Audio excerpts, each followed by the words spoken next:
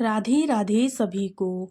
8 अप्रैल कांदा एकादशी के दिन तुलसी माता में बांध देना है आपको एक चीज़। तो वो कौन सी चीज़ है दोस्तों, उसके बारे में हम इस वीडियो में बात करेंगे। लेकिन उससे पहले आपको बता दें, 2025 में आने वाली कांदा एकादशी के दिन महिलाएं कांदा एकादशी का व्रत अपनी मनोकामनाओं की पूर्ति के लिए करती हैं। घर की सुख शांति, परिवार की कुशल कामना के लिए करती हैं। दोस्तों, आज मैं आपको 8 अप्रैल कांदा एकादशी के दिन तुलसी से जुड़ी कुछ महत्वपूर्ण नियम यहाँ पर बताने वाली हूँ। इसके साथ ही साथ तुलसी के नीचे ऐसा क्या आपको रखना है या बांध देना है जिससे पूरे साल भर में धन की वर्षा होती है, बैंक बैलेंस आपका खत्म नहीं होगा, 7 पुश्तें तक आपकी बैठकर खा सकती हैं। ये उपाय आपको बिल्कुल चुपचाप से करना है, बिल्कुल भी आवाज़ करके या किसी की रोक टोक से नहीं करना है। वैसे तो हम सभी ही तुलसी के महत्वपूर्ण उपायों से वाकिफ़ है, लेकिन इसके साथ ही साथ आपको बता दें कि तुलसी माता का हमारे जीवन में क्या महत्व है। तुलसी जो होती है भगवान विष्णु को अत्यधिक प्रिय होती। एकादशी के दिन तुलसी का विशेष महत्व होता है और कई प्रकार से उपाय तुलसी के साथ किए भी जाते हैं जो भगवान विष्णु को प्रसन्न करने और मनोकामनाएं पूरी करने में सहायक होते हैं। यहाँ पर कांदा एकादशी के दिन तुलसी से जुड़े कुछ उपाय आपको बता देते हैं। देखिए, तुलसी का पूजन कैसे करना है आपको। एकादशी के दिन प्रातःकाल स्नान करने के बाद तुलसी के पौधे की विशेष पूजा की जाती है। नंबर 1 आपका आता है तुलसी के पौधे को जल अर्पित करना। लेकिन ध्यान रहे कि एकादशी के दिन तुलसी को जल अर्पित करना वर्जित माना जाता है, इसीलिए आप तुलसी को जल एकादशी के दिन अर्पित नहीं करेंगे, बाकी किसी भी दिन कर सकते हैं। नंबर 2 पर आता है तुलसी के पौधे के चारों ओर परिक्रमा करना। अगर एकादशी के दिन आप किसी भी मनोकामना को मानकर तुलसी माता की 7 परिक्रमा या फिर 11 परिक्रमा कर लेते हैं तो यकीन करके देख लीजिए आपका काम ज़रूर से बन जाएगा। इसके साथ ही साथ तीसरे नंबर पर हमारा आता है तुलसी के पौधे के नीचे एक घी का दीपक जलाना। सभी जानते होंगे घी का दीपक घर में बनाए हुए असली घी से ही जलाया जाता है। अगर आपके पास असली घी नहीं है तो आप तिल के तेल का भी दीपक जला सकते हो, लेकिन सरसों के तेल का दीपक नहीं जलाएंगे।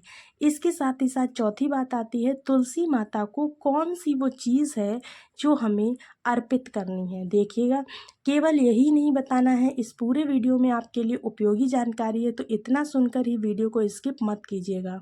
तुलसी माता को सिंदूर चढ़ाना आपको बहुत ज़रूरी है एकादशी के दिन, और तुलसी माता को हल्दी ज़रूर से अर्पित करें।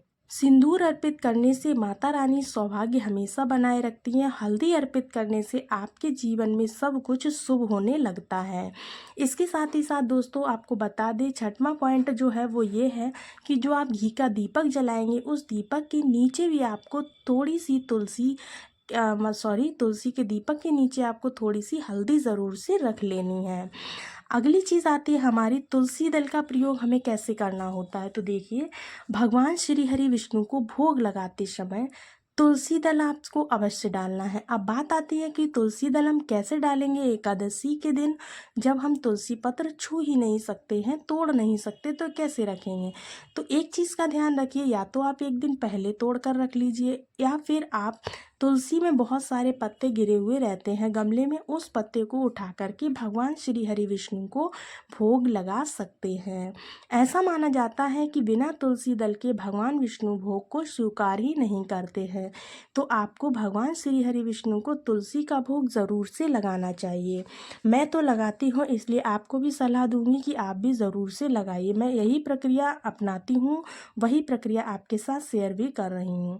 साथ ही साथ आपको बता दें, एकादशी के व्रत के पारण के समय आपको तुलसी दल ज़रूर से ग्रहण करना चाहिए। अगर आप एकादशी का व्रत रहते हैं और उसका पारण कर रहे हैं और आपने तुलसी दल ग्रहण नहीं किया है तो आपका व्रत पूर्ण नहीं माना जाता है, तो इस चीज़ का विशेष ध्यान रखें।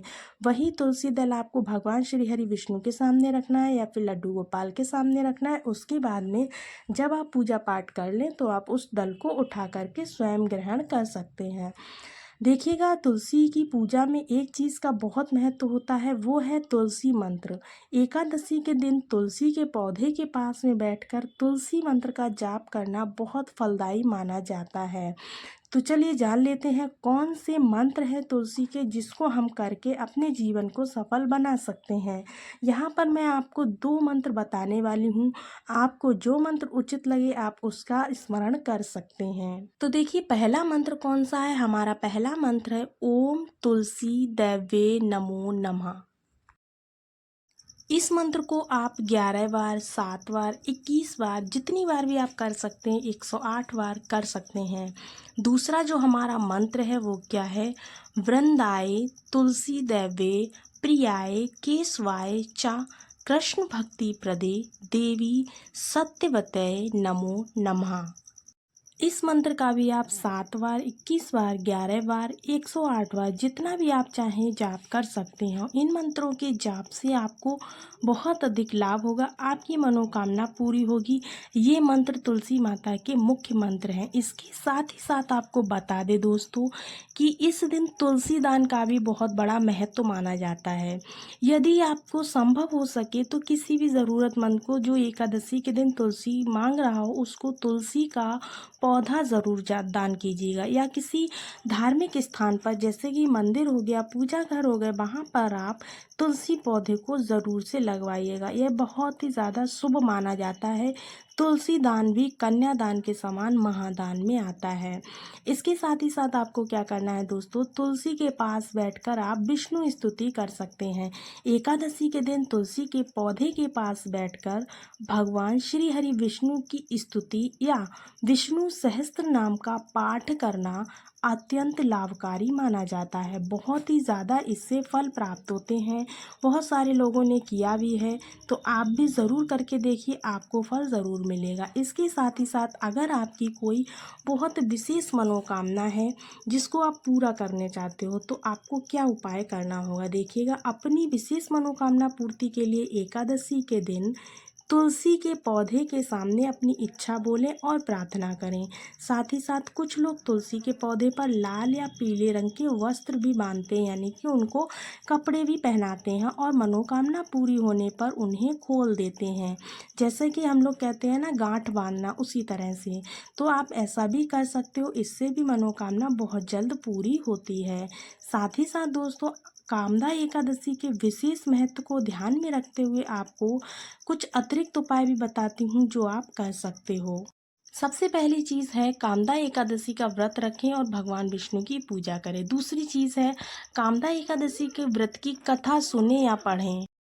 साथ ही साथ आपको पता होगा, यह व्रत सभी पापों को नष्ट करने और मनोकामनाओं को पूर्ण करने वाला माना जाता है।